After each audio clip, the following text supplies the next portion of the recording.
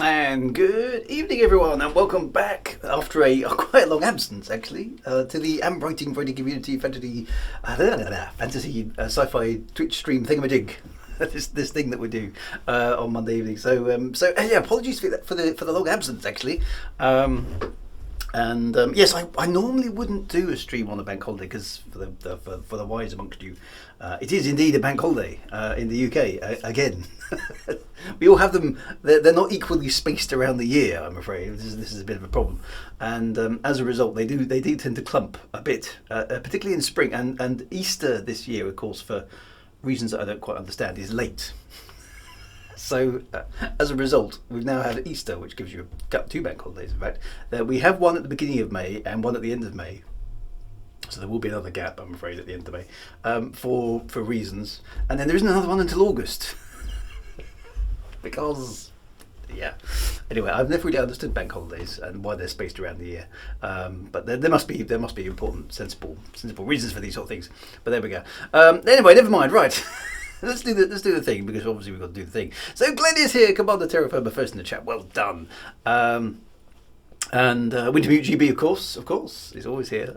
Dr. Quest MD is here as well. Feather of the Crow is here. Duke V is here. Commander JR1988 is here. Commander Duskthorn is here. Zethix81 is here. Andy Fireblade Boozer is here. The Shadow Wyvern is here as well. Lucky Luigi is here. And SN5000491771 is also here. And the Red Bear one. Good to see you all.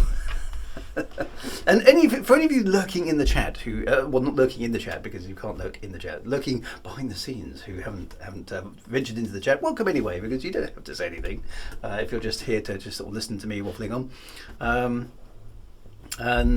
Yeah, but that's absolutely fine. Yeah, if you want to join in, then join in. If you don't want to join in, then don't join in. Just watch and vicariously enjoy from the cloak of anonymity that the internet provides for these sort of things. It's absolutely fine. The idea of this stream has always been to sort of encourage writing as a thing, okay? And whether that's a small scale, whether it's a big scale, sorry, SN or numbers works. Numbers, maybe just call you numbers. SN, I think I'll stick with SN. I quite like quoting them out. Sorry about that. Are we still having one at the end of the end of May? Has it been moved, the Jubilee? Because it's the Queen's 50th. Is it the 50th? No, it must be more than that by now. Is it? I forgot which one. I know she's quite old. It's not the 50th, is it? We've had that one. It must be. Is it the 60th? Yeah, that's stuff. 70. She's been on the throne a long time, hasn't she? Bless her. The Queen lives forever, yes. Somewhere there's a picture of a very Queen in the attic, isn't there? Easter is a movable... Easter's got something to do with the moon, hasn't it? I think. We're getting an extra bank holiday in June. Excellent, even better. Fantastic. Extra bank holidays are excellent news. So that's good. Or even people watching from the future. So yes, if you are watching this from the future, do make yourself known. Tell us how you do it. Actually, that would be... That'd be good if you could pop in from the year 2018. Just let us know what we're expecting, and maybe some of the lottery numbers. You know, that would be good as well. Platinum. Okay, so you sold over 1 million albums. Good on the Queen. Oh dear. It's such a strange thing, actually, the royalty in the UK, because it's entirely pointless. Glenn says he sits on his throne for a long time, but not that long. It's a curious thing. I mean, I'm not really a royalist or an anti-monarchist or anything. Yeah, I don't really have a strong. As on most things, I don't really have a strong opinion on anything. I don't particularly have a strong opinion on this one because the Queen doesn't really. I mean, technically she's the head of state in the UK, but it's a position with an awful lot of pomp and circumstance, but no real power whatsoever. She's just arguably she does sign off on things, which she works basically. It's a pick a card routine. You got this one or this one, and this one's clearly not acceptable, so she's going to pick up this one. So it's a curious thing that the royalty. But there we go. Tell us how long it takes to Drew to get to the topic. Oh, that's a number that's steeped in mystery there, JL98. Easter is hilariously hard to predict when it will be, as it's based on the first full moon after March 21st, and everything else is based on these. Yeah, so Tell you what, let's make a holiday that's really, really difficult to call. You know, it's something to do with the moon. It's something to do with an arbitrary date in the diary. I mean, what? Dear. Isn't their family from? Well, I suppose yes, they are really, aren't they? The Saxe-Coburgs, is that it? I can't remember. Yeah, I don't know enough about the history. And the Queen is also the head of the Church of England. She is, yes.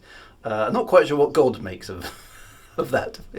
Is it God, Queen, Church of England, bishops, etc., or is it sort of Queen God? I'm not sure which way around it is. That's the way I like my royalty. If something became a lot less pointless, we'd be in a bit of trouble. Yeah, I think so. Yes. Yeah. I studied the constitutional law at university. The Queen's power basically amounts to if she actually uses them, then Parliament will take them away from her. Yeah. It is kind of like that, isn't it? Saxe-Coburg-Gotha. Yes, I do vaguely remember that. It's not the Sackville-Bagginses. No, that's an entirely different genre. That's Return of the King, Commander Terraformer, not Return of the Queen.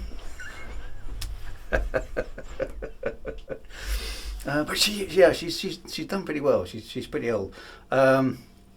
Oddly enough, she was the same age as my stepfather. He passed away a couple of years ago now, but touche, says Glenn.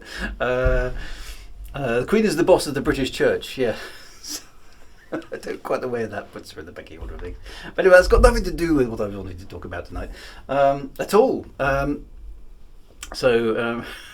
Bless the Queen. God bless the Queen, because she's a sweet old lady, and as most sweet old ladies, has an awful lot of trouble with the rest of her family, which I think we can all agree to sympathise with her for, because God grief, what a mess.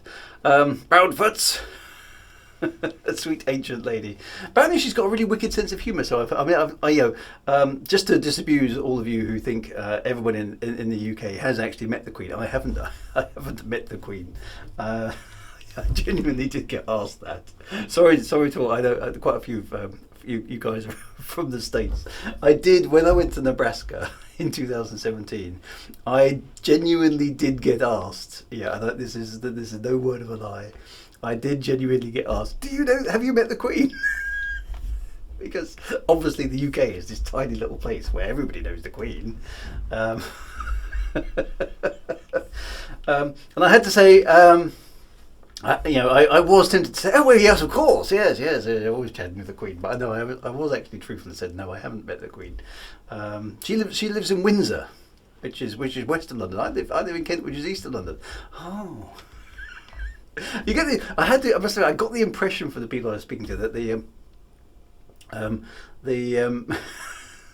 certain parts of America view the UK as like about, I don't know, maybe 10 miles across, with a really big castle in the middle of it, and it's just a circle around it, where the people near the castle wear bowler hats, and everybody else is a peasant.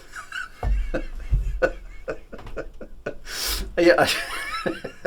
It's just one of those things. But I am the one Dru. I have the one Dru. I didn't vote for you. No, exactly. How am I not I think I should be I should be awarded a knighthood of the British Empire, because the British Empire doesn't exist anymore. When you're meeting, you'll get your knighthood for services to literature. There we go. That's what I deserve, isn't it? I'm at the chip shop.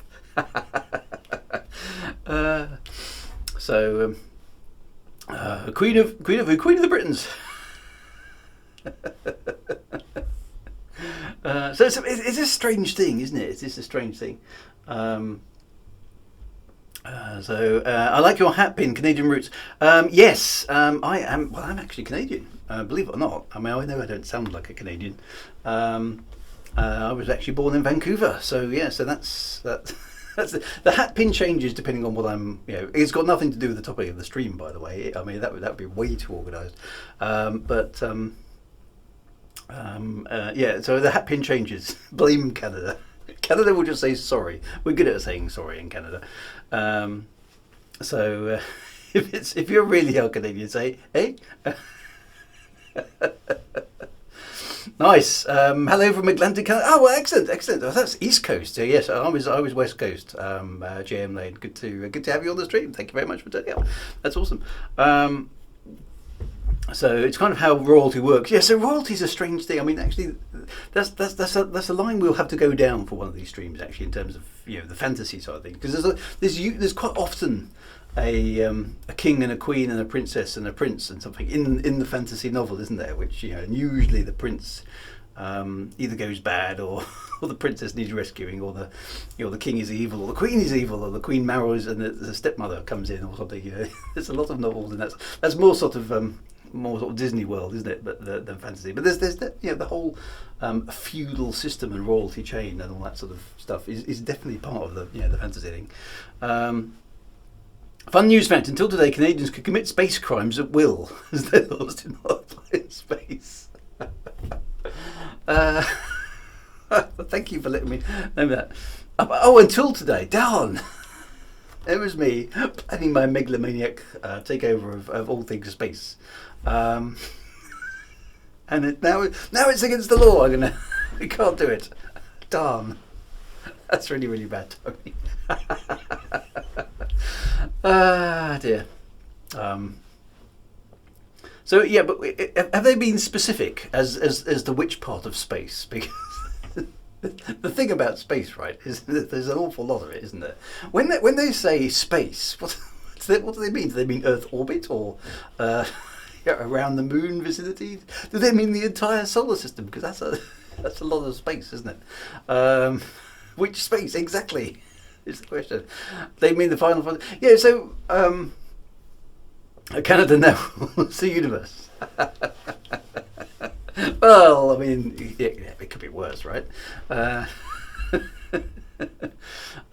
latest thing I've heard, we've been told that because the UK has been helping sending some weapons or something to the Ukraine, apparently the Russians, on their state media television, have basically said they're going to drop a bomb, I think, off the coast of Scotland in an attempt to make a radioactive tsunami or something. I was reading this on Twitter before it came on, and I was like, okay, well, I hadn't foreseen that one. A radioactive tsunami destroying the entirety of the UK. Lucky Luigi says the new agent reads: a Canadian crew member who during a space flight commits an act or omission outside Canada that, if committed in Canada, would constitute an indictable offence, is deemed to have committed that act or omission in Canada. Okay, so no matter where you go in the entire universe, if you're Canadian and you commit a crime, you did it in Canada. Okay, okay. The Canadian definition of space, or about where does space start? If it's 100 miles up, is it? Yeah. See, that stuff needs to be clarified. Space is big. Canada is now everywhere. That's insane, isn't it? Oh dear. Where's my maple syrup mafia minor faction? I think that's a good thing. We should definitely have that. So yeah, as you can see, for those of you who are not used to this stream, everything descends into chaos very, very quickly. Canadians hold themselves to a higher standard. You're quite right, Dr. Quinton. We do. We apologise a lot. Space is Canada. Canada is space. Meatballs for Mars. So if you commit a crime in the International Space Station against someone from another country, there are no rules. I feel, Lucky Luigi, you're looking for loopholes now. So hang on, if I commit a crime on the space station and I'm not Canadian, can I choose which jurisdiction I get tried in? Would it be which part of the planet you're over at the time? How about that? Because it's kind of airspace, isn't it? Or as we've said in the past, space. Because there's airspace, which is the volume of air above your country, okay? And then presumably above that, there's an infinite amount of space. Because if you extend sort of parallel lines out of the Earth, which define your airspace, then above that is space. And if the ISS is in your space, then maybe that's the jurisdiction you're in. I don't know.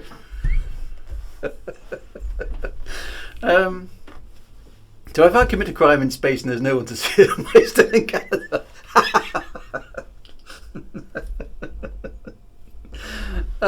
Dear.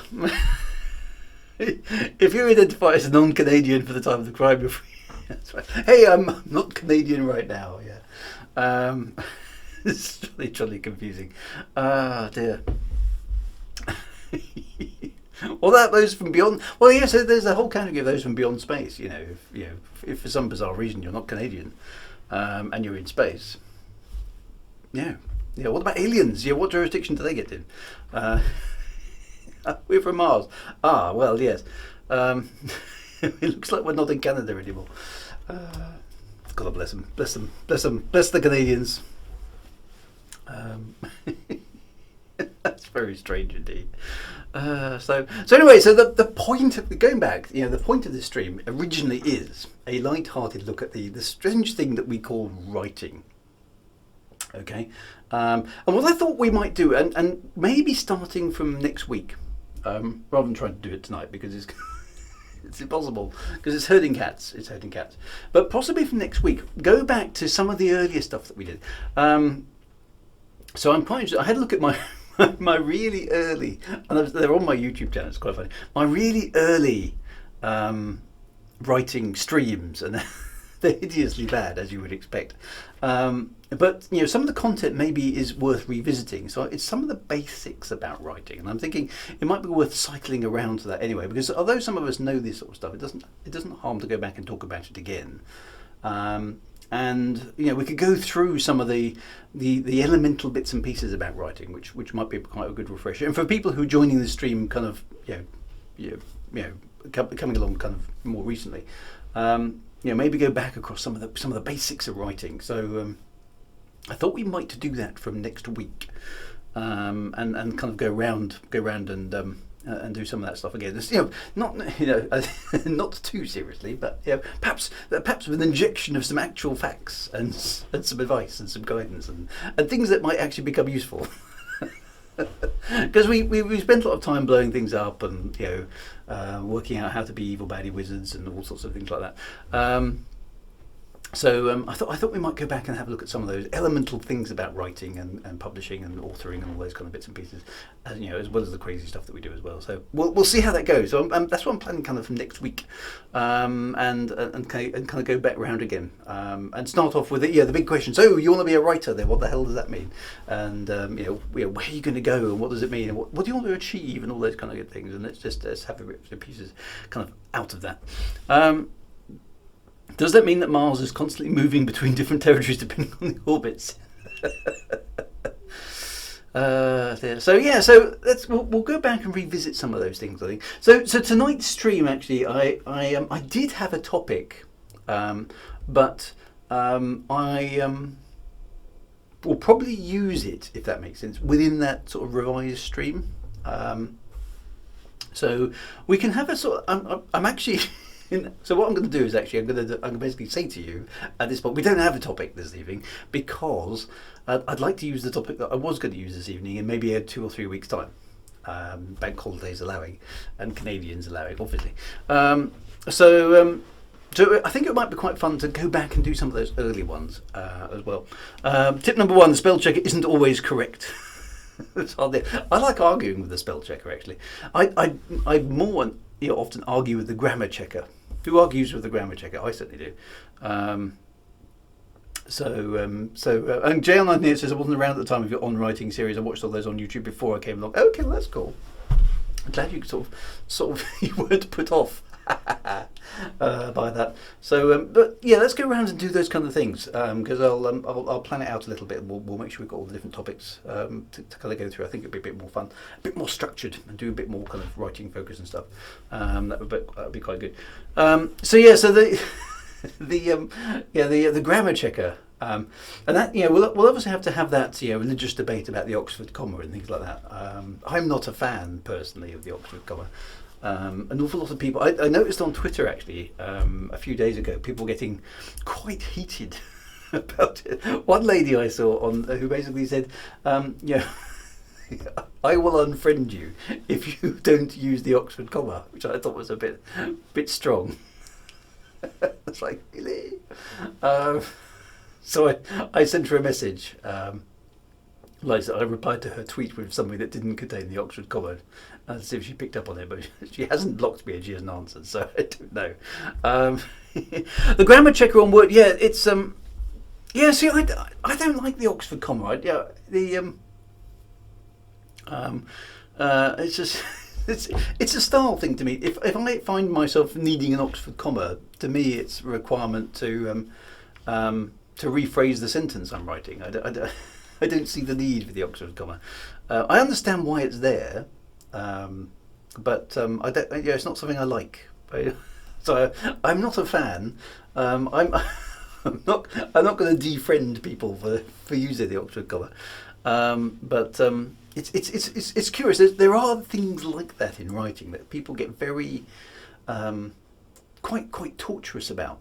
Quite kind of all that. Because one of the things I have said in one of my earlier writing streams was, there are rules to writing. Okay, and once you've learnt them, you can break them. Okay, but it is kind of advisable to learn what the rules are, and then you can break them, because do what you need to do. Okay, add enough commas and you're sure to hit the right spot eventually. JM Lane will still use the Oxford comma. JN says you can pry it from my cold dead hand. So yes, it's funny how it polarises people. I think, tell you what, this is, I'm going to find a hill to die on, and it's the Oxford comma. Like, why would you get so upset about it?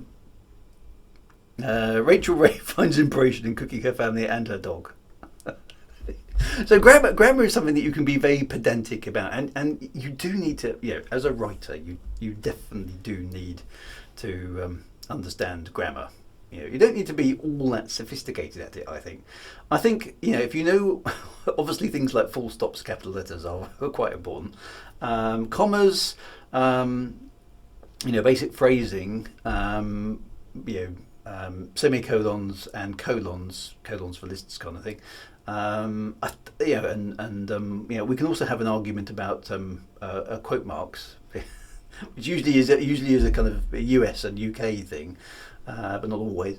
All those sort of things are, the basics. Get the basics, understand. Then you can kind of go on top of that. And then M dashes. Yeah. Oh, and ellipses as well. Ellipses. People get very upset about those. What are we waffling on tonight, freaky dooky doo? Well, I don't think we're still in the waffle. We started off with the royal family for reasons I don't understand. Then it went on to Canada's role in space. Now we're talking about the Oxford comma. I know a lot of proofreaders who would think it's wrong. So it is a stylistic choice. Just join. Are we saying Oxford comma or no Oxford? Well, what I'm saying is it's entirely up to you. I don't really mind. I'm not a fan. Okay, I'm not a fan of the Oxford comma. M dash or N dash. Oh, now there's another one. See, I'm generally more of a fond, I think, of the M dash over the N dash. But I've been known to liberally sprinkle ellipses in my speech incorrectly. Okay, because an ellipsis is not supposed to be used to indicate that a sentence is running on, but it's perfect because it looks like a sentence is running on, which is how I use it. So I'll quite often type something like this, in a piece of dialogue, which would be, and then the ship was, So I will do that sort of stuff. I will do that sort of thing a lot in my things, because I think it's natural dialogue. Okay, and if it is not the correct use of the ellipsis, which is the three dots. Except for rhetoric, I haven't found a use for semicolons. See, semicolons I quite like, because I suppose I was taught them at school. So semicolons, for those of you who are kind of like, where would I use a semicolon? If you've got two sentences that basically are relating to the same situation or same object or something, you can use a semicolon rather than a full stop. And the way I've always done it is that if you want if you want a long sentence, you use commas. If you want your pacing to be a bit quicker, you want shorter sentences, you can use a full stop. But a full stop is quite a kind of like and start and stop. Whereas a semicolon is kind of like just a little tap on the brakes. It allows you to go through with a new sentence. But not you actually get a breather from the fact that it's not a comma, that sort of thing. So it's tricky. They're all stylistic. You don't need to use a semicolon. You can write a perfectly good novel without a semicolon. Trust me on that. I don't think you'd be able to write a novel without using a comma or a full stop, or a period, as the Americans like to say. A semicolon is a California stop. Okay. A sort of rolling stop. Yeah, it's more like that, JM Lane. Yeah, it's more like. If to give an example, you could here's a sentence. I'll type it in the chat. Here's a sentence. Okay.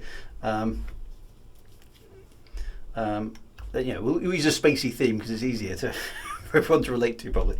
The ship was on fire, comma, the atmosphere full of fumes. Okay, so that is okay. As a comma. We can also write it totally grammatically correct with a full stop. So if I type that in, obviously you'll be able to read you. Okay. Now it doesn't really work with a full stop because the second part of that phrasing is not quite a correct sentence. The atmosphere full of fumes isn't correct English. Okay, on its own, it's a phrase, not a sentence. But what you can do with the semicolon, of course, is the ship was on fire, semicolon, the atmosphere full of fumes.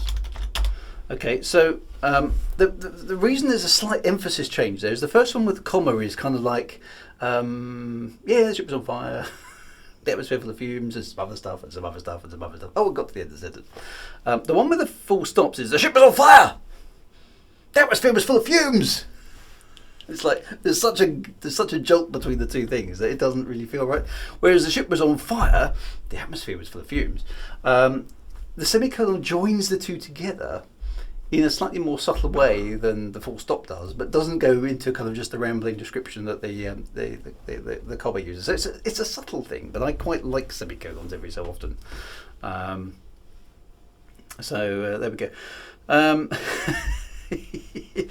The first one sounds more like original. I don't know. But all these things are stylistic choices that you as the writer can use to kind of get your point across. Sometimes I'll sit back when I'm reading something and think, how does the grammar help me tell the pitch of this point? Because you've got lots of things going on in your head when you're writing, particularly in an action scene or something. If something's happening in the novel very fast, what you can't afford to do is put lots and lots of flowery verses in. So you want something that gets a bit punchier. But if you put lots and lots of full stops in, it's just like for the reader. Whereas a semicolon can give you subtle little breaks. Like tapping your way around a corner kind of thing. Keeps the pace of the scene up, but doesn't jolt everybody all the time. So it's little things like that you can play with grammar. An M dash looks better on an N dash on the page. Yes, I kind of agree with that. So some of the things are stylistic, and it's the use of the ellipsis as I've already typed in the chat. Yeah, as a there's a piece of dialogue is hasn't been completed, isn't grammatically correct, but so many people use it now. It's kind of become a sort of de facto standard for kind of abbreviated sentences, and it's important actually, depending on what you're writing, because if you listen to people having conversations with each other in a real environment, they never let each other complete sentences at all. Everyone's now doing lots of weird variations on the ship was on fire, the atmosphere was full of flumes. The ship was on fire, the atmosphere was full of flumes. Very good. And we all know how grammar can change the intention of a sentence. So it is a tool you can use. to emphasise or not, different parts of things. That's the Shatner version. So things like that are interesting, little bits and pieces that you can kind of play around with. So grammar is a big thing that you can be skillful at. The other one that often gets me is the adverb. Okay, adverbs are not allowed anymore. For some reason, editors hate adverbs. Don't use adverbs. Okay, you can use adjectives, you can use nouns. No, adverbs are bad. But, and I don't know, because it's interesting looking back over some older books to see how this has changed over the years. So what do I mean by, obviously, hopefully most of you will know what an adverb is, but basically anything that ends in the word ly. So, things like, any kind of descriptive word that modifies a verb. So he laughed, what's a good one? I'm so used to cutting adverbs out, I can't think of it anymore. Hysterically, haughtily, there you go, that's perfect. You put these kind of words on the end of things to try and express how a character is doing something at the time. Okay, so haughtily, hysterically, farcically, all those sorts of things. He said loudly, he said softly, she said. All those sort of things. So adding those things into effectively modify verb. Now it's interesting for any of those who and we have had a few teachers on the stream in the past. He chortled awkwardly, yes indeed. Do that a lot. And we have had a few teachers on the stream in the past, and they've asked questions around teaching English, or writing, should we say, as distinct from English. In the schools, and it's interesting to note that adverbs are taught like they're the holy grail a lot of the time in school. Like you do your creative writing piece, and chuck as many adverbs in there as you can, children, because the adverbs are cool. So and the teachers, I don't know whether it's part of the national curriculum here in the UK or whether it's it's the same in other countries, but chuck as many adverbs in there as you can. You want to see your use of language, and I kind of get that from a perspective of learning English, and and I don't know if it's the same in other languages, obviously, because there'll be different rules. But what's interesting is when you become to be a writer, one of the first things you've got to obliterate with absolute complete prejudice is adverbs. All right. If you get a manuscript and you send it to an editor, it's got adverbs in it, they'll just it's just red everywhere. Okay, just don't do it. You've got to obliterate adverbs. So it's interesting that children are being taught in school, stick loads of adverbs in, and then when they any of them actually make it through their school life and decide that they actually want to do some writing, then their editor will basically go around no slash all the adverbs. So it's curious, that one. Physician raised his hand. Excellent. I've seen the following incredible adverb usage in a book before. He said explanatorily. That's a good one, isn't it? In fact, that sounds like a noun that's been verbificated. So it's odd, some of the emphases that are placed on things like that,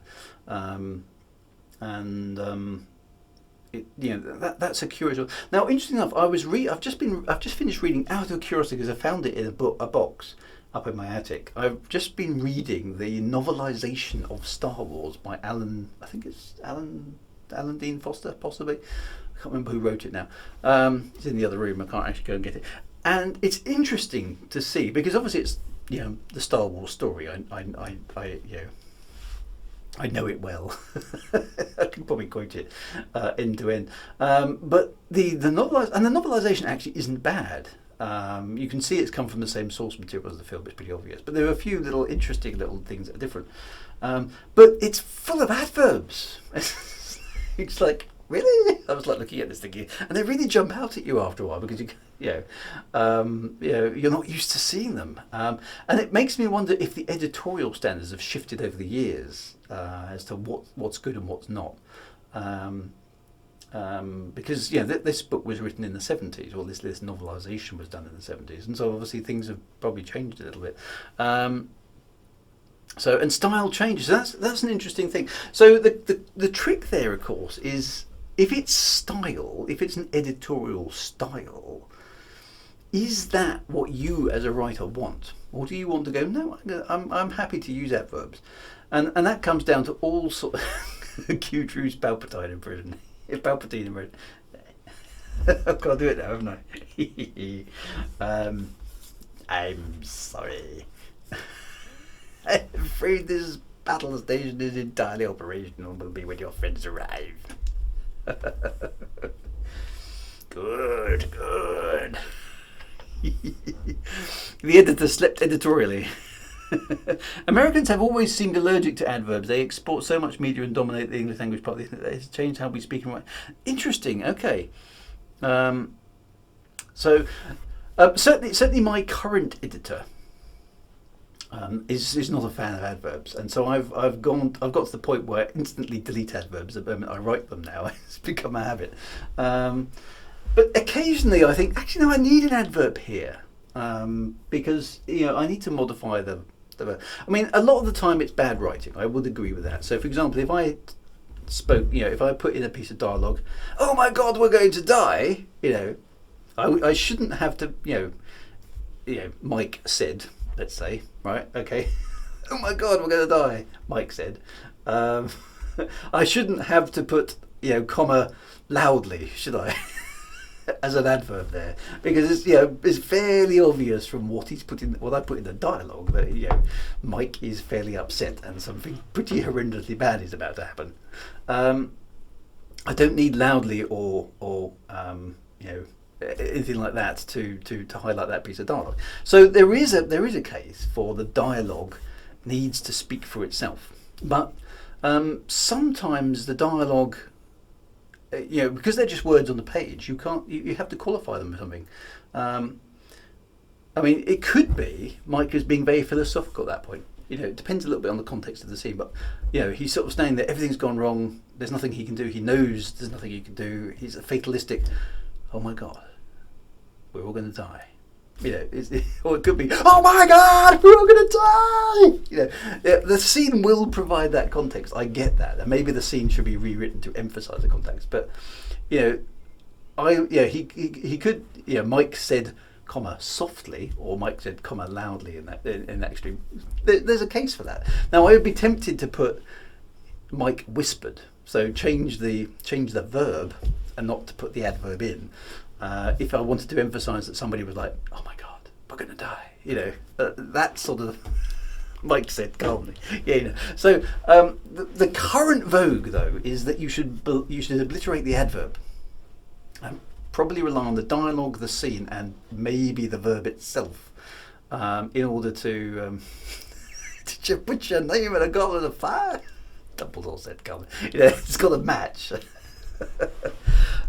So it's an interesting thing. It is a stylistic thing, and I think if you're not, if your dialogue doesn't convey the scene on its own. So here's the test that I use on mine. Is I remove all of the he said, she said in a scene sometimes to make sure that it's fairly clear from the way the characters are actually speaking as to what is going on in the scene. So you should be able to get a flow of dialogue. If they're arguing intensely with each other and one of them is going, shut up, stop talking to me. Oh my God, we're going to die. It's fairly clear, hopefully from just the dialogue, that something urgent is happening. And if you're the scene description as the spaceship plunged through the atmosphere, yes, bits of it disintegrated and flames were flashing past the cockpit. Oh my God, we're going to die is probably being shouted rather than being a bit of a philosophical, kind of, oh my God, we're going to die. But it depends on your character as well. Some characters are going to be very fatalistic about things, and some characters aren't. So Naughty Hill 07 Drew, good to see you. Yeah, so all of those sort of things, these are, there are rules in writing, but they're all breakable rules. That's one of the first things I think it's worth worth saying on these streams, is is a big is all these things are worth exploring. What we'll do in I think in the next few weeks is let's go back over those basics and kind of re-establish some of them, because I think it might be a useful reference for people coming to the stream new. Dumbledore quietly pondered how he would scold Harry in less than 250 characters. He has to be sharp. Filter words is another one. He saw, she heard, they felt. So this is an interesting one as well. Is most style guides today recommend not using too many of those at all. Just stick with he said, she said. Most of the time. In fact, if you can get rid of those as much as possible, then do that as well. Particularly if you've got a scene with only two characters, they should basically be taking turns when they're talking. Okay, so you don't need to keep going. He said, she said, he said, she said, he said, she said, because it's obvious which one's talking at a particular time. And if you've got your dialogue style worked out so people can identify the sort of things that the character is likely to say anyway, hopefully it's clear. It gets a bit more complicated when you've got scenes where more people are in the room than just two. So if you have three people in the room, you've got to have something in the text that basically says, oh, so-and-so is now speaking. Now, what you want to try and avoid doing is that, Mike said, Anne said, Bob said, Mike said, Anne said, Bob said, Mike said, Anne said, Bob said, Mike, because it just looks, it gets really awkward after a while. And then the tendency is at that point to say, I can't just keep saying he said, she said, he said, she said, he said, she said. So I'm going to replace the word said with something else. And then you end up with the kind of, he claimed, he cried, she wept, she expectorated, all these sort of silly words. And that doesn't work either. So don't do that either. That was I just read The Crystal Cave, and honestly, the back and forth he said, she said was exhausting. You want to avoid that, but you've got to answer the question. If you've got more than two characters, how the hell do you tell the reader who the hell is talking? Red Shirts by Jean Scalzi is a big one for having an overuse of said. Every single line of dialogue, even when it's totally unnecessary, has said. It's very often. So good. Otherwise, good writers, will make odd things like this. Well, and for me, as because my writing is very, very heavily dialogue driven and character driven, right? This is a problem I bounce up against all the time. Is how the hell? I've got three people in this scene, and how do I communicate who's speaking? And unless you've already educated the readers to how characters talk, in which case they can probably figure out who it is. But even then, you're left open to ambiguity, because if somebody's not paying attention, they go, who is talking now? It's very, very confusing. It's a bit like the viewpoint thing, and we'll talk about that as well. You can put the name in the reply. That is a good suggestion, Naughty Hill. The problem with that one is that it's not realistic dialogue most of the time. If you listen to people speak in a group, nobody ever mentions anybody's name. Go and listen to a group of people talking. Nobody will ever mention their name when they're speaking naturally. You don't need to, because the only time you'll say somebody's name is when you first meet them. So if you go into a room, hey Nige, how's it going? That's okay. You will never say, oh, by the way, Nige, did you hear about the new pulse modulator converter? Oh yes, Anne, I did. It's useful for the reader, but it doesn't actually happen in real life. So that is a problem. So it's a good suggestion, but you can't really use that one because it sounds clunky really, really straight away. So the way I do it is I interject a little bit of scene description in. So if we start off with so Mike looked over at Anne, and I know I'm using Mike and Anne. Apologies to any Mikes and Annes who I'm vicariously using. But anyway, so Mike and Anne are maybe arguing about something, and then you can go tit for tat dialogue there. It's okay. But if there was a third person in the room, maybe there was a thump. Mike and Anne look round to see Nigel glaring at them. I don't think we should do it that way. That's how I would do it. Okay, because basically Mike and Anne have had their attention focused over to Nige. Well, they Nigel either. Nigel's a very British, British name, isn't it? You know, he's basically done something to attract their attention, which attracts your attention as the reader. And then the next line of dialogue doesn't have to have a he said in it, because it's clear that Nigel has interrupted their conversation. So little things like that can help, you know, making the dialogue flow naturally. Electros, of course, I always forget people's names, but I can't let people know. I'm useless at remembering people's names. I drop people's names in the conversations in real. Do you? Okay, Sim HQ Motorsports is going against my advice here, but that's okay. When I want to drag them into the chat or make it clear I'm addressing them more. Well, that's good. I mean, if somebody's not paying attention, or you want to drag them in, oh wait, Dave, what do you think? You know, you definitely can do that.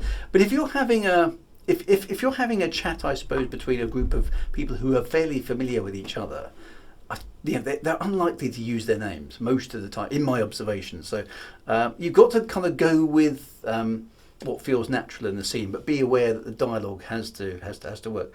Or if I want to refer back to something someone said a few lines ago, but which got lost in the chat since. So yes, that's true. You know, those sort of things do apply as well. Physicist, one of my favourite books is a 17th century fishing guide. It's written like a play. It's awkward, but it lends itself well to an audiobook format. I'm right most of the time. Yay! I like that. Essence says, if I make a recording or make a score, just one is going to cause discussions on how the composer or writer meant it. Yeah, so everything's subject to interpretation, right? And ambiguity. You're quite right in pointing that out.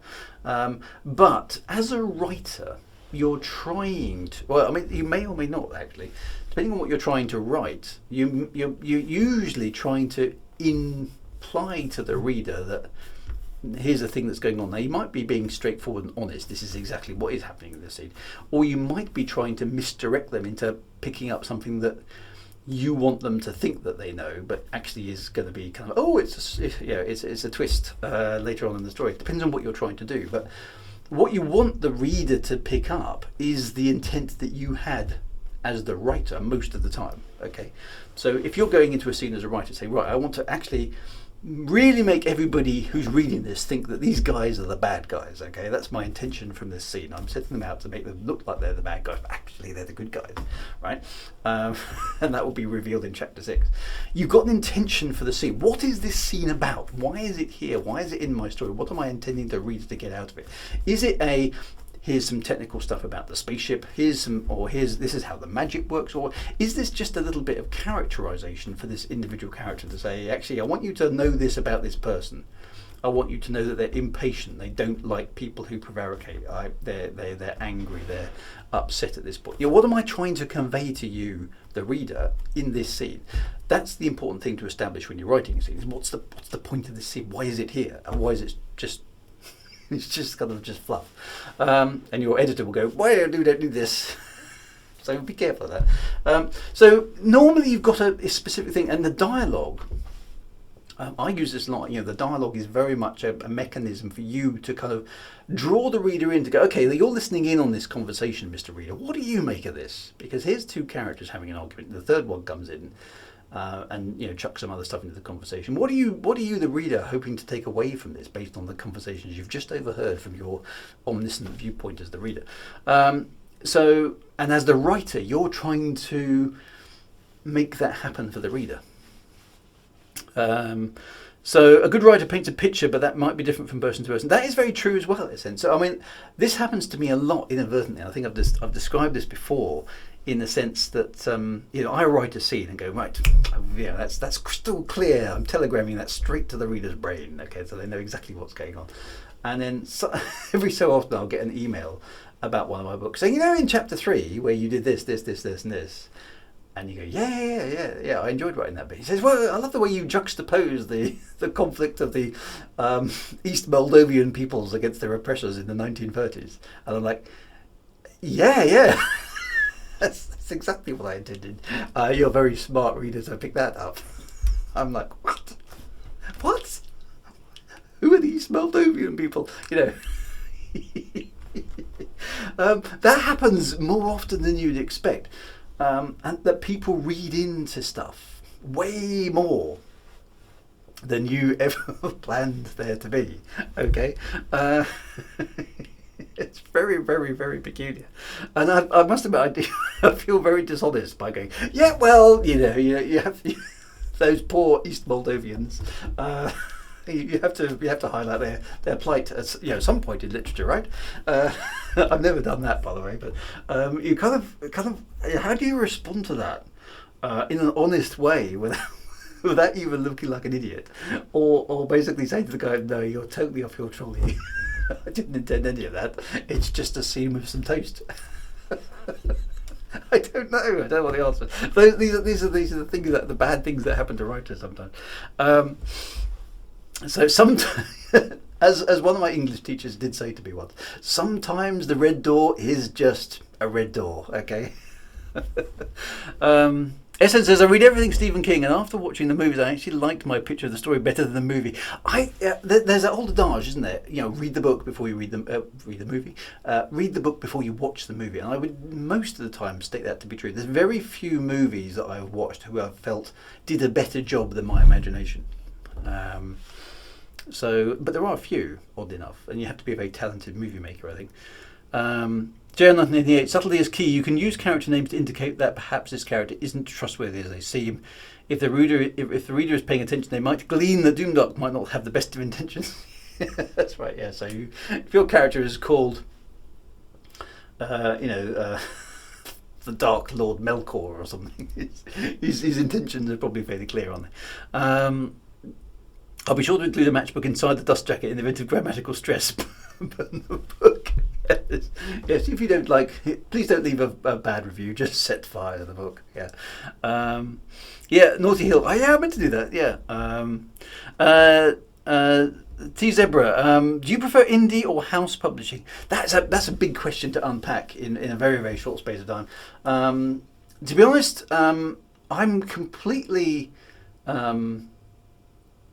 ambivalent about it, really. The house publishing does act as a filter for dross. There's no doubt about it.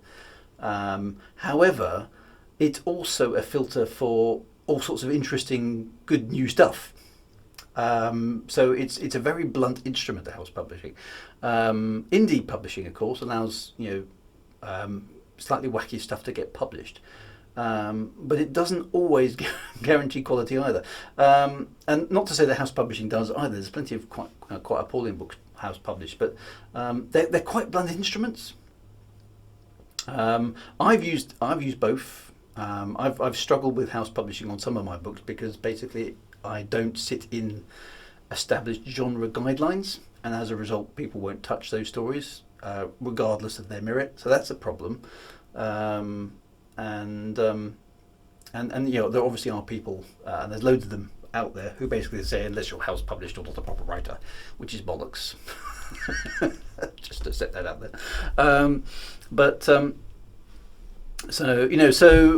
So that sort of stuff. But yeah, it's a big question. We'll devote an episode to that one, I think. Because it's a big question. In due course in the writing studio, I think that's a good one.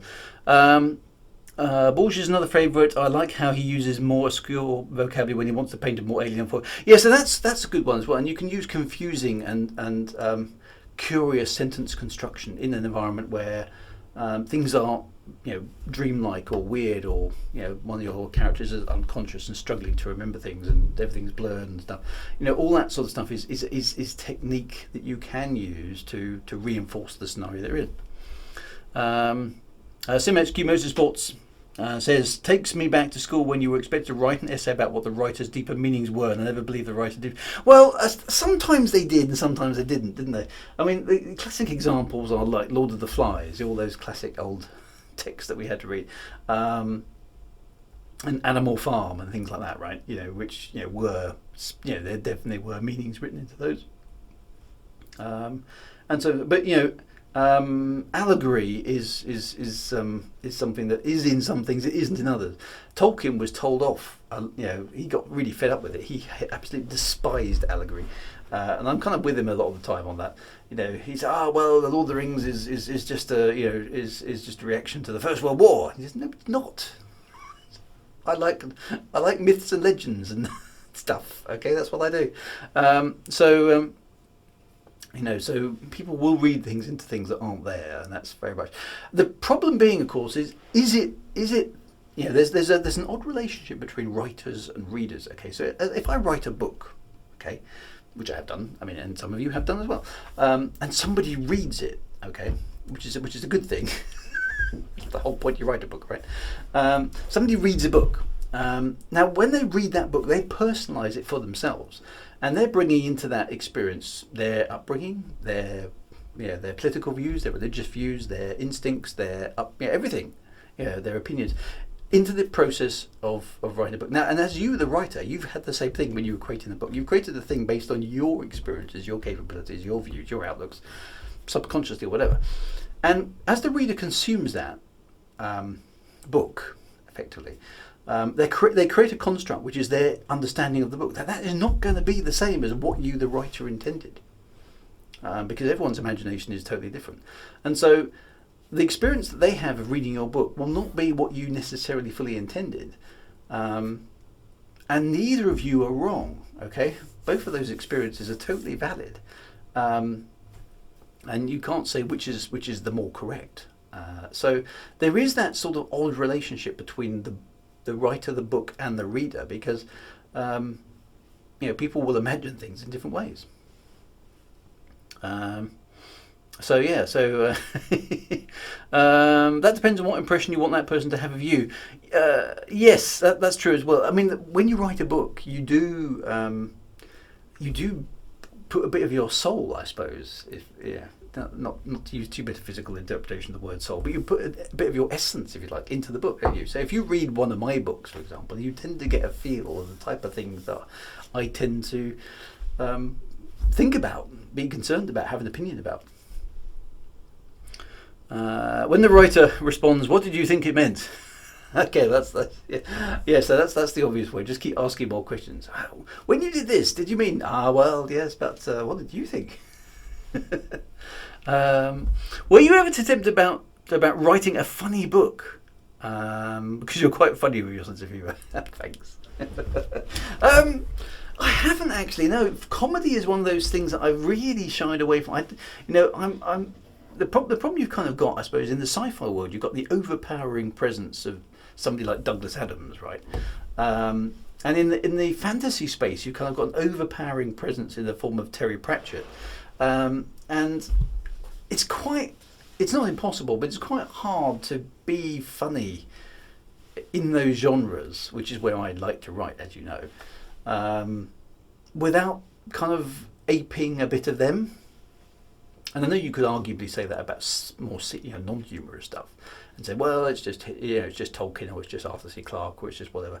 But it feels a lot more natural for me to write a story without trying to be funny. Now, I do have bits of humour in my books, as some of you all spotted. So one of my favourite ones is in Lords of Midnight, where we were trying to make the dragon a little bit less intimidating. Basically, it eats a horse, just because it's hungry. And then the young lad who's now lost his horse is basically, "You owe me a horse." And the dragon basically just vomits up the horse, and it just basically says, "There you go, a horse." So there we go. JR 1988 is talking about. So that is little things like that. It can do a little bit of comedy. Now, could I write an entire book like that? I don't think I could. I wouldn't have enough funny things to put in it. So I use a little bit of comedy, sometimes just to lighten the mood a bit, because otherwise, some books can be a bit unrelentingly hard. Now, I don't, for example, in my books, I don't tend to shy away from the fact that people are nasty. Okay, so there will be a bit of torture, there will be a bit of people getting banged on the head and knocked out, and people getting stabbed and injured and wounded and hurt, both physically and mentally, and da da da da. Okay, so bad things happen in my stories, but there will be humour along the way. So you get a people trying to fire guns and then they miss and they blow things off that they're not supposed to blow things, stuff like that. So Putin holds my ship, all those sort of things. So you've got to have a little bit of humour, because humour is a natural thing in real life, particularly in stressful situations, and that sort of stuff will happen. So if I think a quip or a funny scene will help the book at that point, I'll put them in. But I'm not a comedy writer. I do admire comedy writing. For example, I absolutely adore Red Dwarf from science fiction. I think their stuff is really elegantly written, and in a literary sense, I particularly like the Yes Minister comedy sketches. They're just absolute genius the way they're constructed. But could I do that myself? No, I don't think I could. I think it's kind of like that's not my thing. So there we are. Write a book. What a novel idea. Yeah. So so stick with what you want to do, and I enjoy writing the types of stories I write, if that makes sense. So my stories are going to always be quite similar. They're going to be character driven. They're going to be probably science fiction and fantasy kind of environments, because that's what I like. They're not going to be pushing you too hard as a reader to go, okay, well, have they got to juxtapose the various different literary constructs here in order to come up with an answer as to why Dru's written this story? No, it's just going to be some fun. Okay, so I'm not heavy duty. That's not how I write. My books are going to be okay. You want a bit of escapism for a few hours. You want a few roller coasters up and down, a bit of daring do, a bit of adventure, a tiny little bit of romance just to keep things moving along. A few weird twists along the way. A bit of space fight technology, magic, whatever it happens to be, depending on the novel. That's a Dru Wake book. Okay, nothing too deep, nothing too complicated.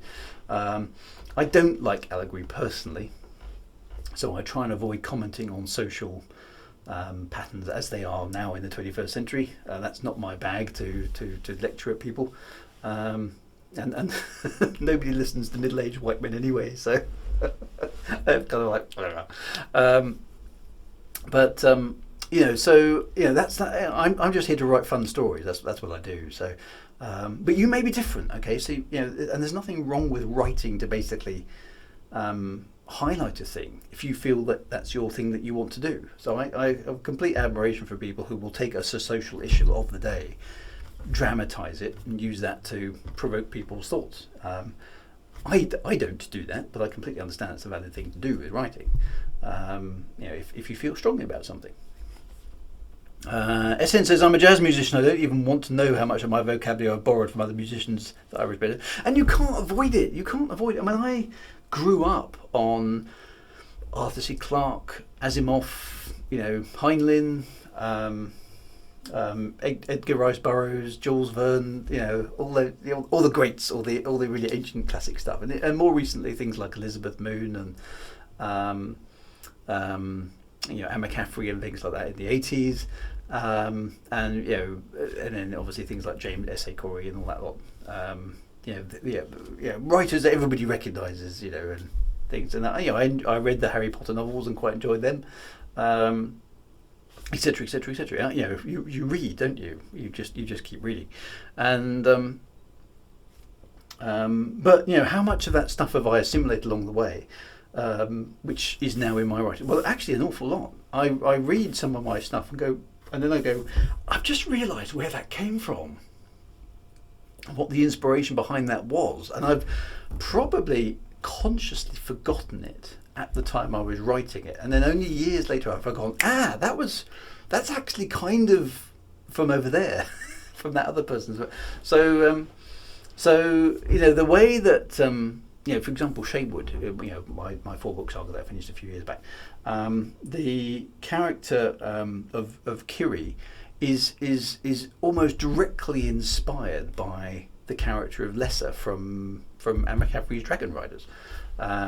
It's the same sort of kind of personal arc almost, as you come from a destitute background to becoming somebody important. That sort of thing. I like that It made a big impression on me as a teenager, reading the story of a young girl who basically comes from destitution through and becomes the Dragon Lady of Pern, basically, all the way to the top of the social structure in Anne McCaffrey's Dragon books, and that made a very strong impression on me. So when I wrote Kiri as a character, it kind of came to, and it's only when I look back on it I thought I really have channeled that a bit, and I don't think that's a bad thing, because you are inspired by the people who've gone before you. You can't help it. But it's not like I lifted it verbatim. It was like that idea, and I put it in my own setting. Okay, there aren't any dragons in Shadewood. Okay, so it's not a copy. It's not a rip-off of Anne McCaffrey. It's in the style of, perhaps, inspired by, perhaps. It's certainly not a direct copy. And alas, Anne McCaffrey has passed away. I have no idea what she would have made of my stories, but hopefully she would like them. Who knows? So you can't help but assimilate other people's stuff. I I absolutely adore Rendezvous with Rama by Arthur C. Clarke. I wish I could write something like that, but I can't. That's not my gift. And I like that hard science fiction-y kind of edge, but that's not something that I really do all that well. And I like, I like the vast scale of Asimov, but again, I can't do that vast scale. I have to keep it local. Those are the sort of stories I tell. So I enjoy those sort of things enormously, and I've definitely been inspired by aspects of them. And even today, I watch TV shows and think, damn, that's quite a good idea. Might pinch that. So you do. But if you're turning it into a new story, that's all stories are, is sort of rehashed ideas. So I think it's okay. Hitchhiker's Guide is needed. It's a survival tool. How else would you survive bad poetry? And do you even leave the house without your trusty town? See, so dear old Douglas Adams was an absolute genius in that, because he was a highly intelligent man. You can tell that in the humour, and it's just the way he twists the concepts around, which is just genius. I still think, and I've said this before, I still think the Vogon spaceships hung in the sky exactly the same way bricks don't is probably the best line in English literature ever, and I would hold that above Shakespeare. I would hold that above everything else. So that is the line.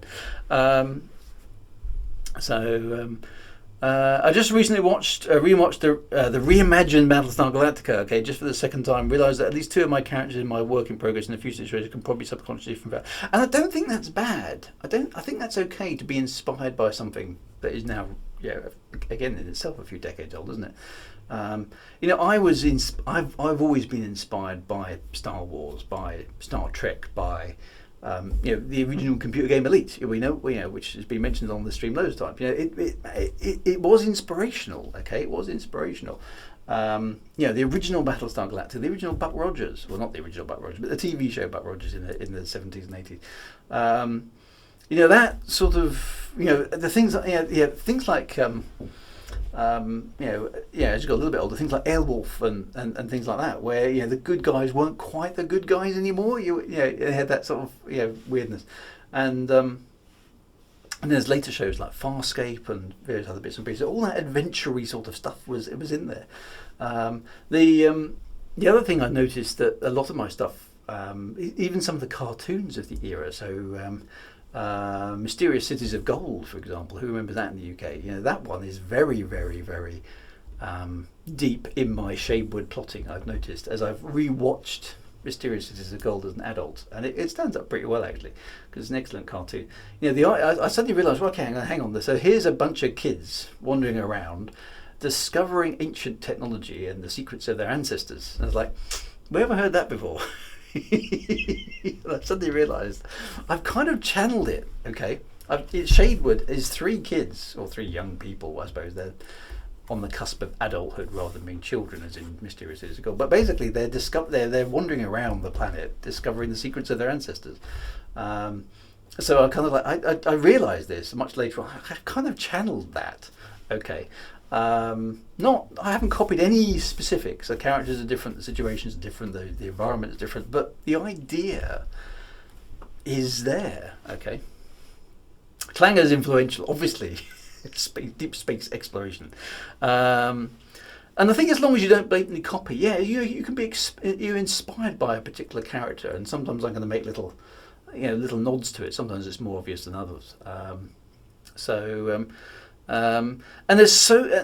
Wyvern, there's so much media these days, you can't help but be similar to something. And so, I mean, I ran into this exact problem with, and some of you will know my Elite Dangerous book, Reclamation, that I did back in 2014. I wrote a scene in that where basically, minor spoilers for a book that's now 8 years old, but I wrote a scene in that where the heroine is at a wedding, okay? And I thought, wouldn't it be a cool idea if at the wedding some bad guys smuggled in some weapons into their kind of like violin cases, and basically took out the wedding audience. And so I thought, I'm going to write that. So I write the scene, wrote the entire scene, really happy with it, okay, because lots and lots of people get killed and the heroine escapes, but only just, there's blood and there's guts and there's gore and there's people dying and stuff. And I remember thinking, yes, what a great scene. And then, and this is genuinely the case, then, because I hadn't read the Game of Thrones books, heard about them but hadn't read them, and I was watching Game of Thrones on the TV, having not read the books, which is unusual for me. I watched it, and then the Red Wedding came up. And I remember watching this thinking, I've got a really sneaky feeling I know what's going to happen here. This feels awfully familiar. And of course, chronologically, George R. R. Martin had written this way before I'd written my scene, and I was thinking, no, please, no. And I thought nobody is ever going to believe me that I didn't watch that first again, pitching that because it's identical, and I genuinely did come up with it myself. Because it just seemed like a really good idea and it fitted the problem, okay? So, oh my God, Martin's a Elite fan. No, he's not. Well, I don't know, he might be. But it is. Sometimes you just come up with the same solution, okay? Sometimes you just come up with the same solution and it's not your fault. I've had the same thing happen on Doctor Who. There's been a couple of Doctor Who episodes where I've gone, I wrote that. But nobody's going to believe it now. So that's why you mail stuff to yourself, so you have a date mark. The problem is George R. R. Martin would beat me on that particular one, because he wrote that thing that had come out. I was way behind the party watching Game of Thrones because it takes me a long time to catch up on TV. So you can't avoid it, and sometimes even if you do avoid it, you accidentally do the thing anyway. So I wouldn't beat yourself up too much on. Yeah, but this is a bit too close to, if you've made it your own story and it makes sense and you can hand on heart say, I didn't copy this, I like the idea, maybe I adapted it, it's one thing. Or you came up with it independently and it just happened to be very, very similar to something that already exists. I think that's okay.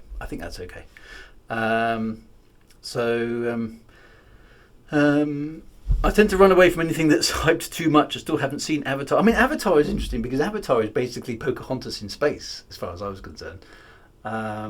It's a nice story, but it's basically Pocahontas, but with blue aliens and some spaceships and stuff. Is it an original story? No, it's not really. Hardened space trucker guy learns the meaning of nature from blue-skinned alien girl. Then goes native and has to save blue-skinned alien girl from the oppressors that he used to be once part of. It's Pocahontas in space, okay? What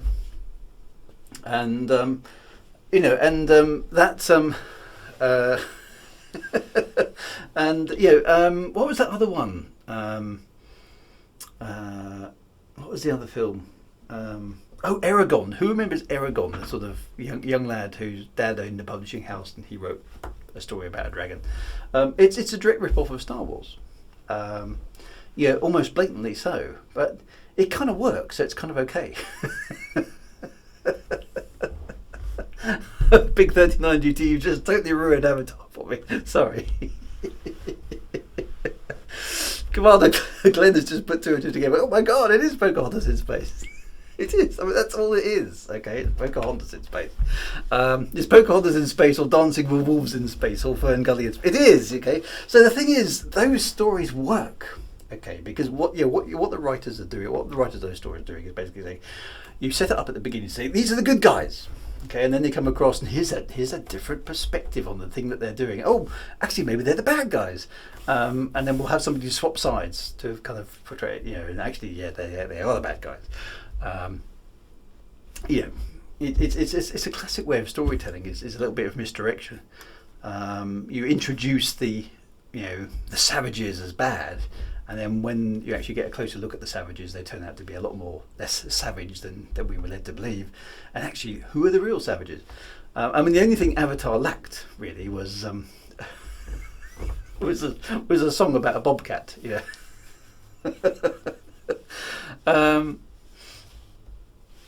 So I watched Avatar for Sigourney Weaver and kept waiting in anticipation for the alien to appear. In some ways there are only a certain set of stories, and it's tricky to break out of those sort of things. There's the classic, the chosen one, okay, which always starts with the prophecy says that once upon a time, the thing will either the stars will align, or the planets will align, or the volcanoes will erupt, or the sea will rise, or the stones will hum, or whatever it happens to be, and then the chosen one shall be revealed, and then the chosen one needs to go on a quest to find himself or herself, to prove themselves worthy of the challenge that's been set to them by some power that has set up the prophecy in the first place. And eventually, after lots of struggles, they go through and they win out, and they've saved the universe, or they've saved the planet, or they've saved the continent, or they've saved the people, whatever it happens to be. Okay, the chosen one is a classic archetypal story type. Okay, Star Wars, Lord of the Rings, they're all chosen one, type stories. Okay, and the prophecy states. Okay. Any superhero, they're all the chosen one, right? Or any generic. It's an easy format to write with, and it works, and it's very popular. Okay, because everybody knows roughly what they're getting when they read a book like that. It's a case of, okay, so here's the young kid or the young girl or whatever it happens to be who's got to struggle against the powers that be, but you ultimately know they're going to succeed. But you're rooting for them on the way through. Okay, that's a classic storytelling thing. Then there's also there's the tragedy story. We should do a stream actually on the classic tropes of storytelling, you need to Google a hero with 1,000 faces. I've read that one. Yeah, that is good. So there are only a certain number of basic storytelling mechanisms. Okay, because that's how stories work. And people like those sort of things because they're familiar and they're kind of comfortable, and people know where they are with them. Okay, and storytelling isn't real life, because otherwise it'd be insanely boring most of the time. Storytelling is your characters have to move on with things, and you have to have pulses and beats and ups and downs in the story to keep the reader going. How are they going to overcome that problem, etc., etc., etc. So fiction is actually, storytelling is actually quite formulaic a lot of the time, whereas real life anything can happen. The alien was in Spaceballs, dancing in the dinner scene. The prophecy says the chosen one shall lead us from the darkness, but who is the chosen one? It doesn't say, but considering you are the first to ask, it looks like it's you, kid. Good luck. Yeah. That's right. And of course, the prophecy is always vague, isn't it? Yes, well, when the stones align, that he who is first shall be last.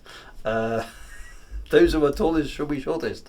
Those who are at the beginning shall be at the end, etc., etc. It's never useful, is it? Never very specific, the prophecy.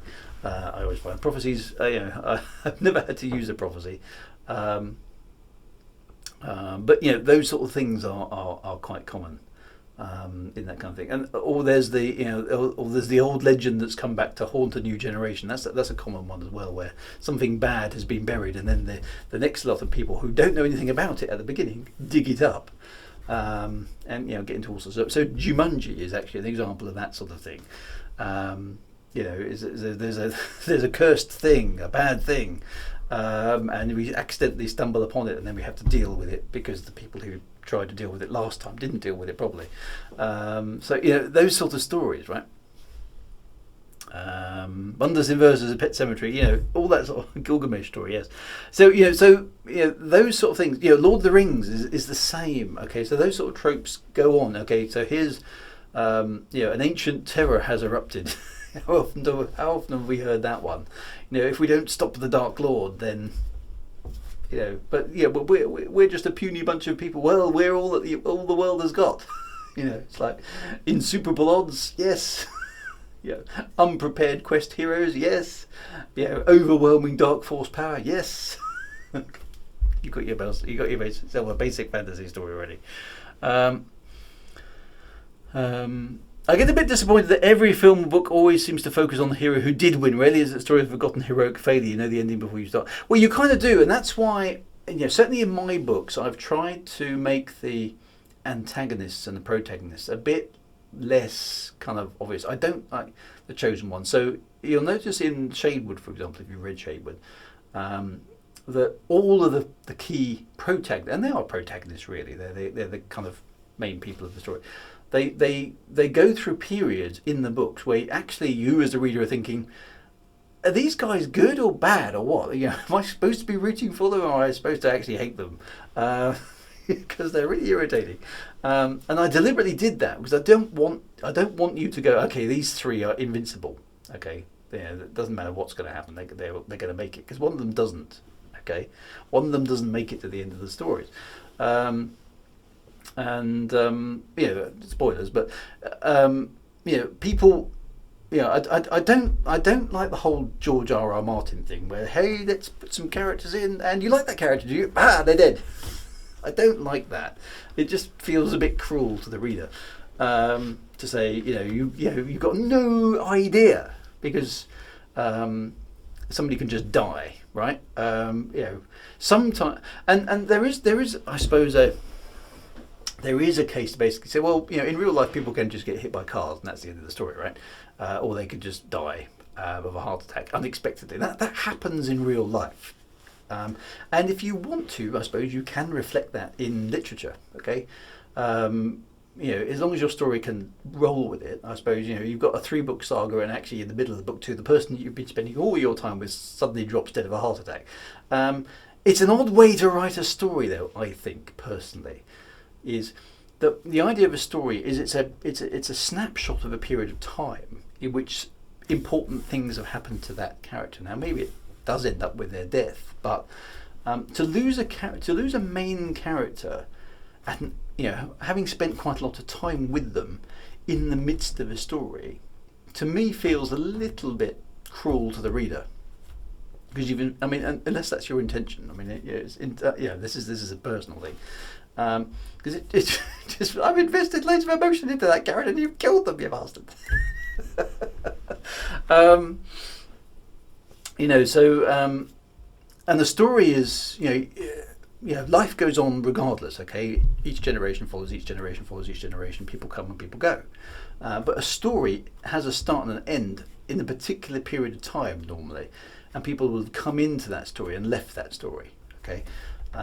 So your story happens in a window of time in which significant events that you as the writer want to tell happen. Never get attached to any character portrayed by Sean Bean. That's a very, very important point. So it's the victors that rewrite history. So there is that as well.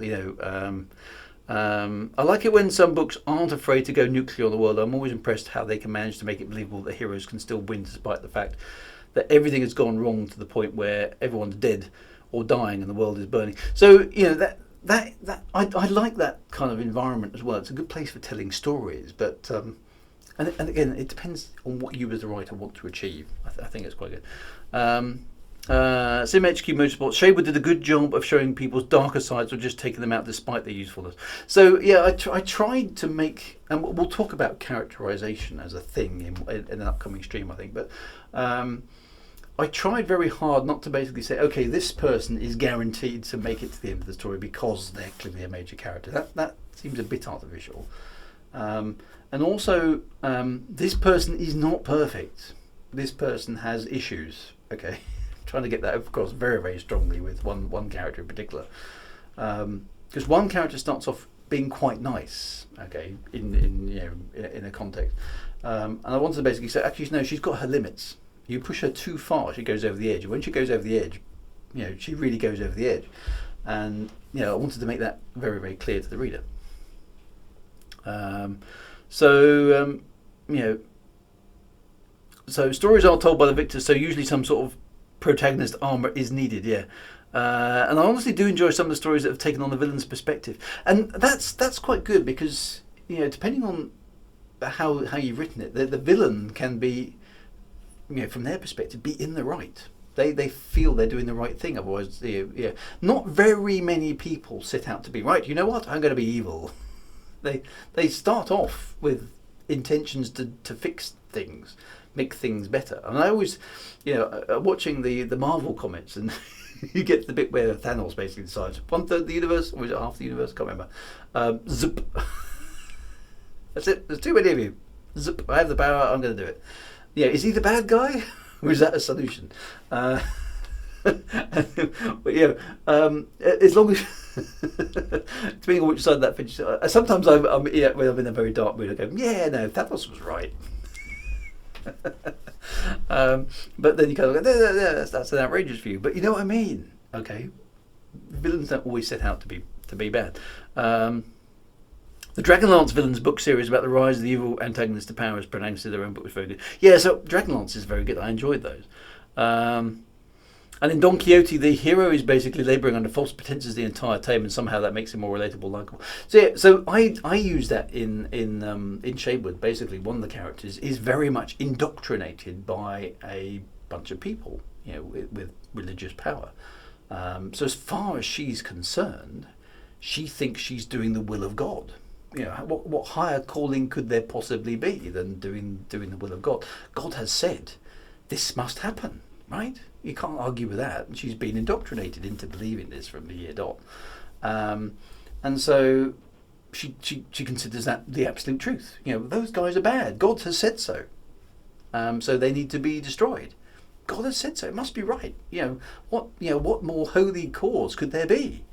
And she's accepted that blindly up until the point she actually meets one of them and has a conversation with them, and suddenly realises that everything that she has been told starts coming apart.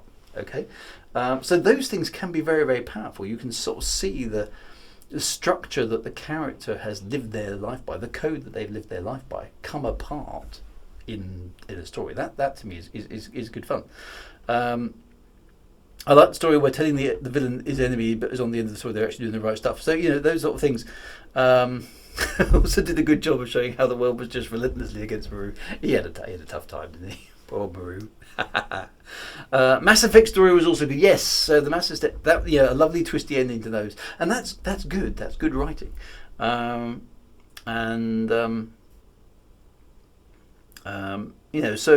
those sort of things are, they are important, and we'll talk a bit more about characterization. It's good stuff, and some of those stories in games are very, very good. I mean, I still remember that the best story I ever came across in a computer game was the Homeworld series. So who played the original Homeworld back in 1999? You may have played it since, where you're following this group of people on a planet, and the planet's very desolate and very inhospitable.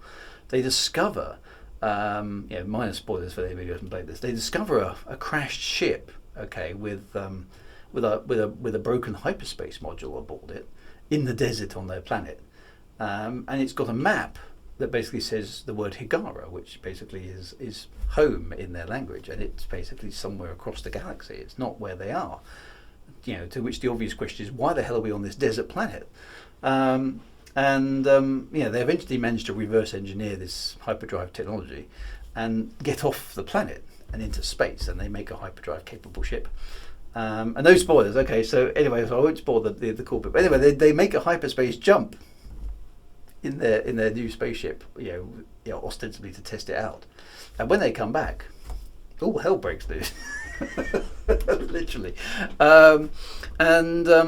What a story. Okay, I remember watching. How old was I in 1999? I was 29. Okay, long before I started doing the proper writing, and I remember watching this computer game. And prior to that, computer games have been fun and entertaining and interesting and fun to play and exciting and everything else. But I'd never come across a game where I sat back when this thing happened in the game. Spoilers for a 20-year-old game, I know. But I remember I must have been playing it about like at 10:30 at night, and I remember this scene happened in the game. Those of you who know what happens know what happens. I sat there and I just remember thinking, oh my God. I was like, yeah, but and it was like the first time I had been emotionally shocked, I suppose, by a computer game. That the storytelling was that good. I remember thinking that was that, and I remember being totally blown away by it. And it's still probably one of my favourite gaming memories ever. Was that here was this amazing story buried inside a game. Speaking of accidental convergent story ideas, I hadn't played Mass Effect by the time I'd written my novel. One of my beta readers came back to me and said, "You need to get on and play Mass Effect because your story could fit right into that world." So all of those games, there is good writing in there. There is good writing in a lot of them, and they can have their moments and they can have their emotional responses. And at the end of the day, if you're writing and you get an emotional response from a reader or a watcher or whatever it happens to be that you're generating, that's a good thing, right? So that's kind of, I suppose, what we're aiming for is to provoke a response, to connect with people at an emotional level, for them to come back and say, that bit where you did this. I've got one fan of my Shadewood, basically. She said to me, and she loves the Shadewood books, but she said to me, that thing at the end of Shadewood 4, the thing. And I said, she said, I haven't forgiven you yet. It's been 6 months since I read that, and I can't talk about it. I was like, which bit are you? Yeah, because there's quite a lot happened at the end of the book. Which bit are you actually concerned about? That bit with the with the skeleton. I went, oh, right at the end. She's like, I just had to stop reading. I couldn't cope with it anymore. She said I was crying too much. It's like, oh, sorry. She says it's taken me 6 months to come to terms with that. And I said, you are aware it's only a story. She says, no, that's what's so annoying about it. So you have the power. You have the power to affect people's emotions and affect people's state of mind and give them issues. So use that power wisely, my friend. It's a curious thing, this writing and reading of material. So doing it well is a good thing. Doing it well, not trivializing the work that is done to write a good book. There's a lot of technical stuff about writing that needs to work. We've touched on grammar, we've touched on spelling, we've touched on all those other bits and pieces. There's form and function and getting on with it, but there's also the power that you have at your disposal to influence people, to put across ideas, to put across thoughts and feelings, to change people's emotional states and and so on and so forth. The power to destroy people's psyche. So beware that you can have that. I have had people come up to me and say, that thing that you did with so and so, I had to put the book down and step away from it and just say, Drew, you. And sometimes you have Drew using your power wisely is a bit of an oxymoron. The power goes to your head, Drew's more. Yes. If you strike me down, I should become more powerful. No, I'm going to do Palpatine again. Good.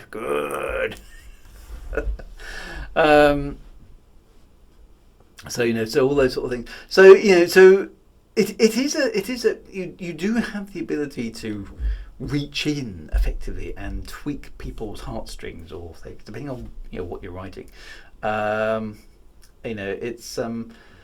it's hard, and you can do it subtly, or you can do it dramatically in all sorts of ways that you can write things.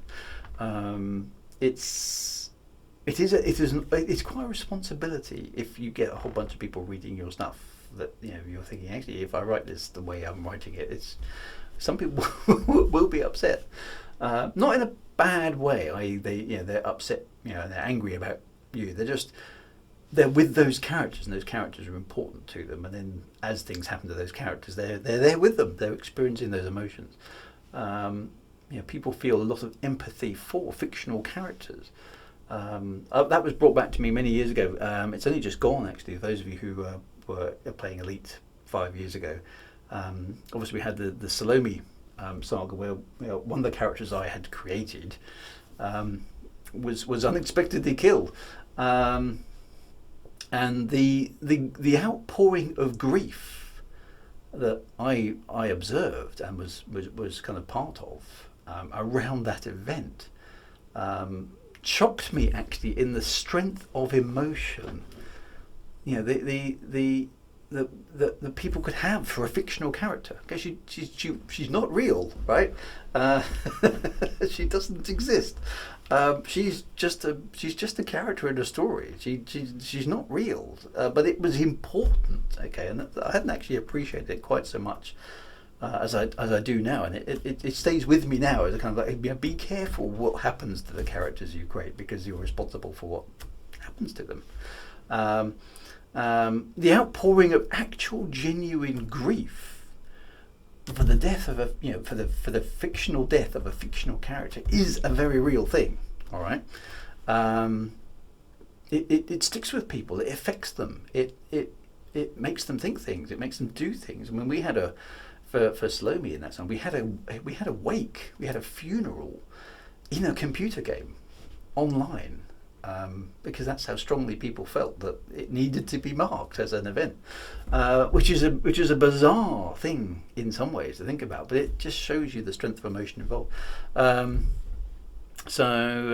on there says, I agree with that fan, Drew. I never had a book break me in the way Shape and Fall did. Sorry about that. So you can affect people. You genuinely can affect people, and I've done that inadvertently. Okay, that's not necessarily what I've intended to do, but I've certainly done it inadvertently when characters that I've created have died within the context of the story. And it's emotion per definition is not a rational thing. It isn't. Okay, it isn't a rational thing. But yet it's a very real thing. Okay, just kill all of them. Get used to it. Every character must die.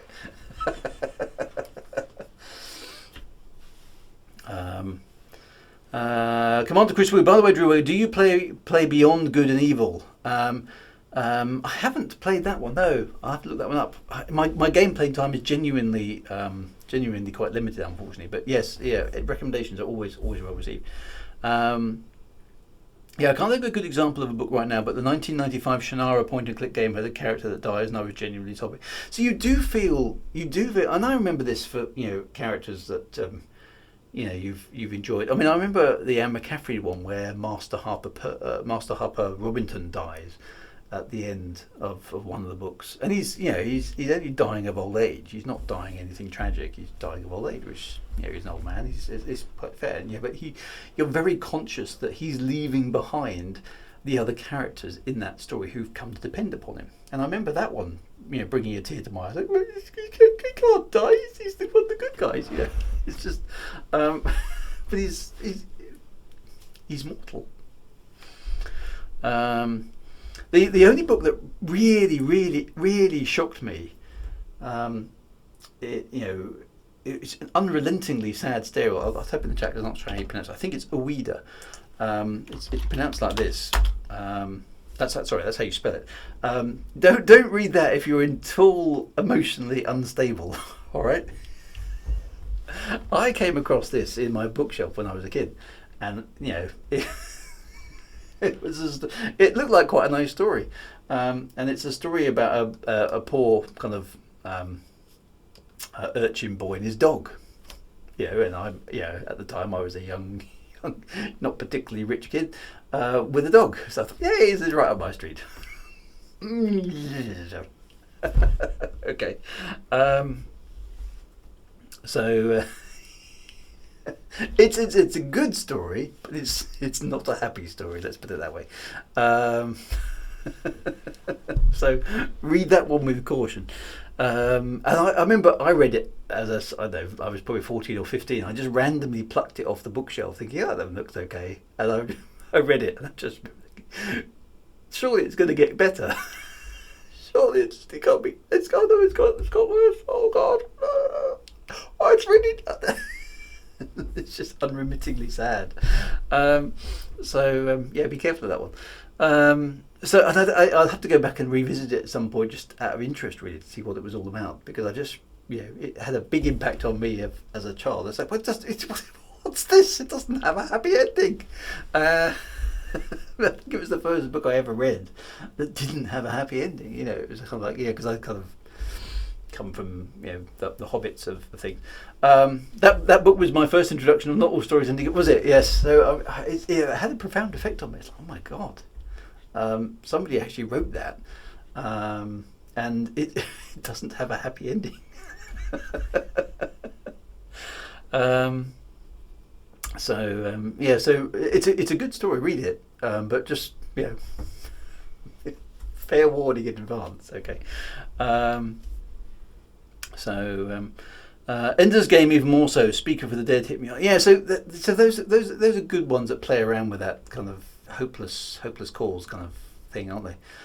Which is good. So anyway, my friends, we'll probably start wrapping up at this point, but what I'd like to do, let's go back and do some basics. Let's do some about basics of writing over the next few streams. And we can always sidetrack into all the interesting conversations that we always sidetrack into anyway. That will inevitably happen, because that's the way that the stream has sort of evolved over the years. But let's go back to some of the basics of writing. Why are we doing this in the first place? What are the things that are good things to know? What are the good things to avoid? What are the pitfalls? What are the ups and the downs and the the lefts and the rights and the forwards and backs and stuff? Let's just see how it goes, because it's always nice. It's good for me, actually. It's just a refresher sometimes to go, I really need to kind of think about it, because it's amazing what you pick up along the way that you don't necessarily know you picked up. In a positive way, little bits of advice. And I'm of the age where I can and hopefully I'm of the age and of the experience where I can kind of pass some of that stuff back around again, for the benefit of other people. So we'll do that a bit of stuff. Basic writing. What's good, what's bad. If you want to write a book, what do you need to be aware of? That sort of stuff. Since PTSD happened, I can't really enjoy sad stories like I used to anymore. There is, that's a whole other thing. We'll go into a little bit about the emotions of writing and various other bits and pieces, and some of the things that are connected to it. I think that's quite an interesting observation, SN, is that particularly nowadays. The world has changed. The world has changed hugely. I meet an awful lot of people.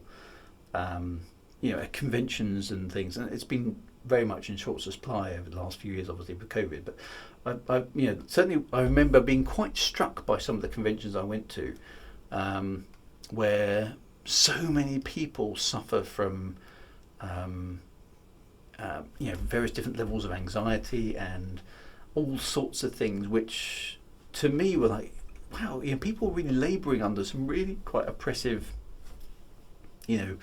things that have happened to them, and as a result of the things that have happened to them, there have been, their mental health is not where ideally it should be, and as a result of that, they have to avoid certain things, and avoid certain types of media or certain types of environment and things like that. There's a lot there to unpack, and I think if you're creating content, you need to be kind of aware of the types of people who are consuming it.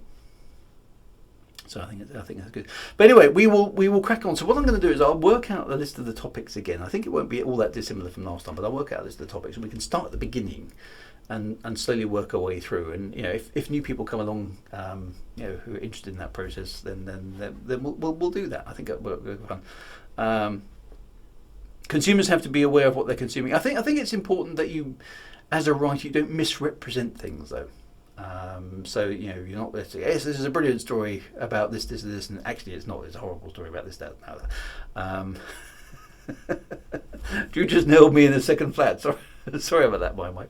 And we all labour under various different preconceptions and the experiences we've had, positive and negative. So I think I'm conscious that much more so than I was a few years ago that the things that I write may have an impact.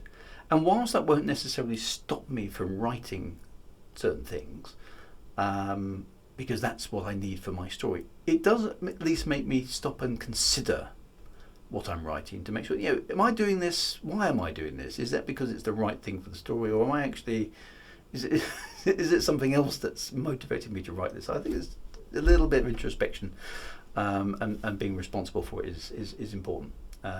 So I'm maybe a little bit older and a little bit wiser. Let's leave it like that. Maybe that sense. The physician, as I get older, I become more sensitive to sad, dramatic stories and themes, not more characters.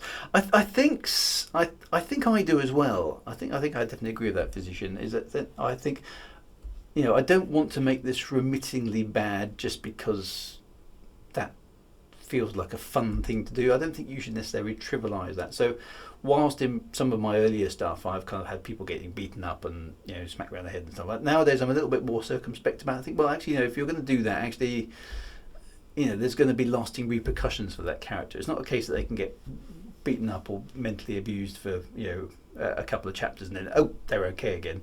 That's they're going to be carrying those scars through the story, and if that needs to happen because of the story, then I need to address that in the way the character evolves afterwards. And I try to do that a lot in Shadewood. Is that there is a character who has a mental breakdown in the Shadewood saga, and I've tried to address that by researching what happens to people in those scenarios, and then the impact it has on their friends. Okay, so whether it's trust issues or anxiety issues, or basically we're keeping this person at arm's length now because we don't know what the hell they're going to do. They're unstable, and that makes relationships difficult, etc., etc. All those things, I think you need to treat a bit more sensitively as you know a little bit more about them. So anyway, so there we go. Right, so next week we will do that. Mind wipe. I start my therapy next Monday, and whilst I'm in hospital, I'm listening to your elite audiobooks. Though I miss Salome. Well, hope that all goes well, Mind Wipe. If my elite stories can help you in the tiniest way, then I hope they do. If you want some, I'm sure I can get you the Shadewood links as well if you want to listen to those as well. So if you fancy pinging me a Twitter or an email offline, then if there's some other stuff from my collection of audiobooks, because I think they are on audio now. If there's stuff there that you'd like to listen to whilst you're in there, then let me know. We'll sort something out for you. So take care, my friend. Be good. And for the rest of you, right, we will be back next week. And we'll crack on with some basics of writing. I think that's going to be quite good fun to take a look at. Take care, my friends. It's a crazy old universe out there, crazy old world, and weird stuff is always going on. But we'll always be here just to have a light-hearted talk about the creative environment of writing and the good fun and the good ideas and the happy memories that can come from it. Take care, look after yourselves. I shall see you on Thursday for more No Man's Sky. Friday is Star Citizen, Saturday is Wing Commander 5, and then back next week we will start with more writing goodness. Take care, my friends. Be good. Thank you very much for all the comments. Really appreciate it. As always, have a fantastic evening, or afternoon, or morning, depending on which part of the planet you're on. Look after yourselves. Be good. I will see you later on in the week. Take care, my friends. Bye bye now.